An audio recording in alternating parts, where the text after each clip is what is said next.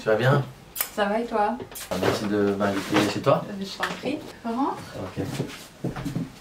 Je m'appelle Lucie Guyard. Je suis née en Martinique il y a 36 ans. Je suis arrivée à Shanghai en 2010. Je suis illustratrice.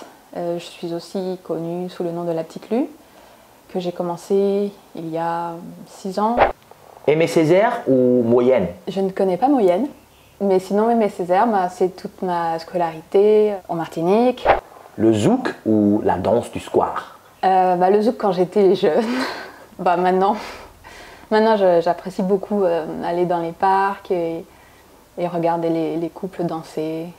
Accra de morue ou beignet au sésame? Les deux. En plus c'est frit, j'adore les trucs frits. Astérix, le Gaulois ou Sam Mao, le petit vagabond? Graphiquement, je m'identifie plus à Sam Mao en fait. Mais après, je trouve que c'est très mélancolique, c'est un petit peu triste, c'est un petit garçon qui fait un petit peu de peine. Voilà, je trouve que l'univers graphique est plus proche de ce que je fais. Mais j'aime les deux. YouTube ou Bilibili? Je vais même pas sur Bilibili. En fait, je suis jamais allée. Je connais, mais j'y suis jamais allée. Mais non, YouTube. Ta première rencontre avec la culture chinoise? C'était il y a 10 ans. Je suis venue en vacances 3 semaines faire un road trip. Et c'est là que j'ai découvert ce pays et que je me suis dit que j'aimerais rester là et travailler, faire ma vie. Qu'est-ce qui t'a donné cette envie de rester là? En fait, j'ai bien aimé me sentir étrangère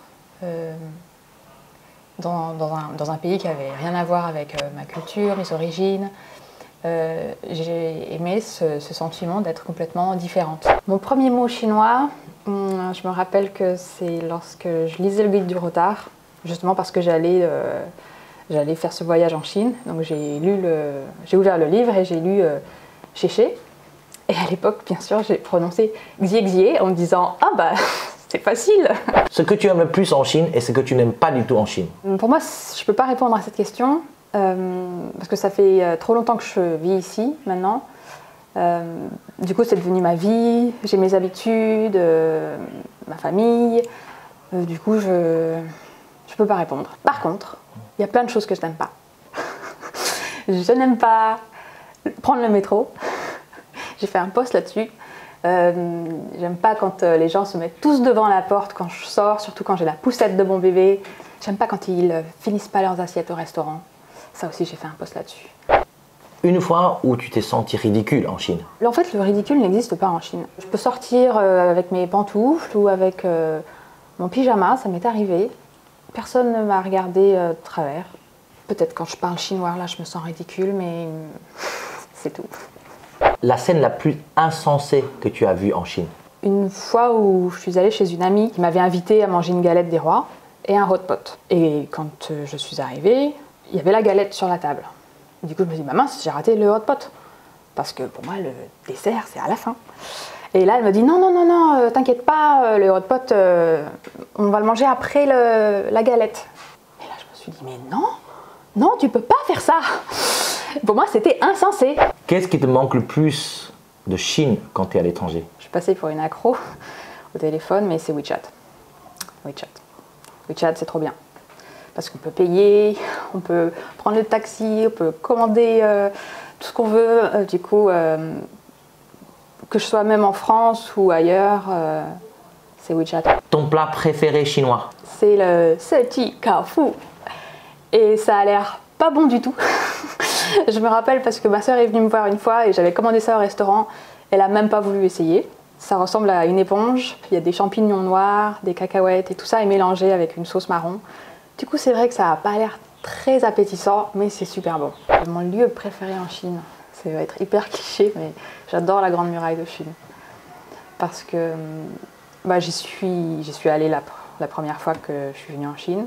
J'ai dormi dessus. Et ça reste un de mes meilleurs souvenirs de Chine. Pourquoi l'illustration et le dessin? C'est parce que, en fait, je pense que c'est la seule chose que je sais vraiment faire. Que je dessine depuis toujours. En fait, c'est ma mère qui m'a toujours poussée. Comme je dessinais beaucoup, elle se disait, ça, elle aime bien, il faudrait la pousser dans cette direction. Et Et du coup, c'est elle qui m'a trouvé mon école d'art et petit à petit, les choses se sont faites comme ça. La petite Lue n'est pas née en Chine. La petite Lue est née en Martinique, quand j'étais étudiante. À cette époque, j'avais des petits carnets de croquis sur lesquels je dessinais. Dès que j'avais des idées, je mettais les idées sous forme de BD dans mes carnets. Ce petit personnage, à l'époque, c'était pas du tout la petite Lue actuelle. Elle était vraiment dessinée en 2 coups de crayon. Elle m'a suivie après quand je suis partie à Paris. Et là, j'ai fait le blog avec des petites BD sur ma vie à Paris. En arrivant à Shanghai, le blog était vraiment une bonne façon de tenir ma famille, mes amis au courant de ma vie ici, de toutes les expériences que je vivais ici. Donc j'ai gardé l'habitude de continuer à dessiner. Bon, ça marchait sans plus. Enfin, c'était un blog d'une Française à Shanghai. Et puis, plusieurs personnes m'ont envoyé des messages. À l'époque, c'était sur Facebook, du coup, pour me dire que c'était bien, que ça leur plaisait, qu'ils se reconnaissaient dans les histoires. Donc, c'est là que j'ai décidé de faire un WeChat. À l'époque, je travaillais dans une entreprise, Glamourcel, ça s'appelait, une entreprise chinoise de e-commerce. Donc, j'étais directrice artistique. Donc, j'avais pas énormément de temps pour ça, mais j'essayais de continuer à faire des histoires. Et puis j'ai lancé le WeChat. Et le WeChat a bien marché. Et c'est à peu près à ce moment-là que j'ai sorti mon premier livre, le volume 1. Et puis voyant que voilà, ça prenait, j'avais de temps en temps des gens qui me contactaient pour faire des illustrations. Là, j'ai décidé de me mettre en freelance, de quitter ma boîte et de me consacrer entièrement à la petite Lue. Il y a eu le 2e livre, comme le premier avait assez bien marché.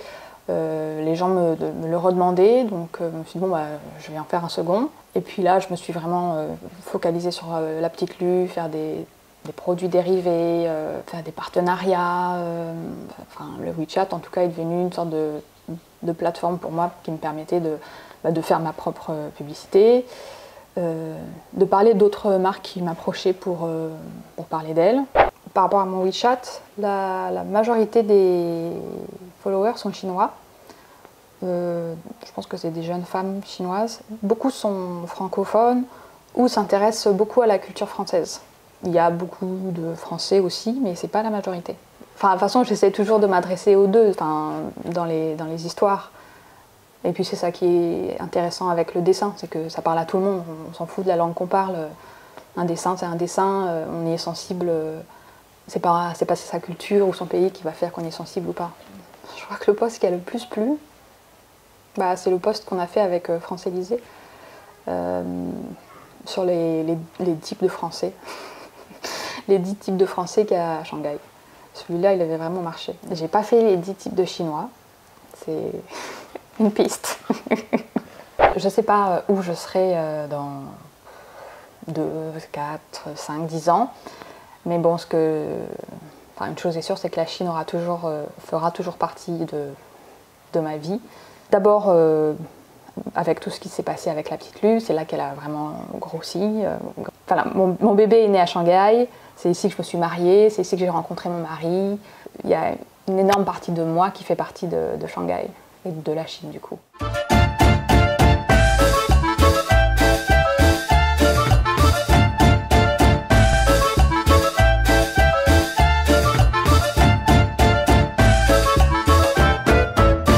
Merci beaucoup Lucie, merci de nous avoir raconté l'histoire de la petite Lue. En tout cas pour ceux qui veulent connaître plus de choses sur la petite Lue, ils peuvent aller sur le site. Voilà. Et puis moi je te dis à la prochaine. Ouais, ça fait un plaisir.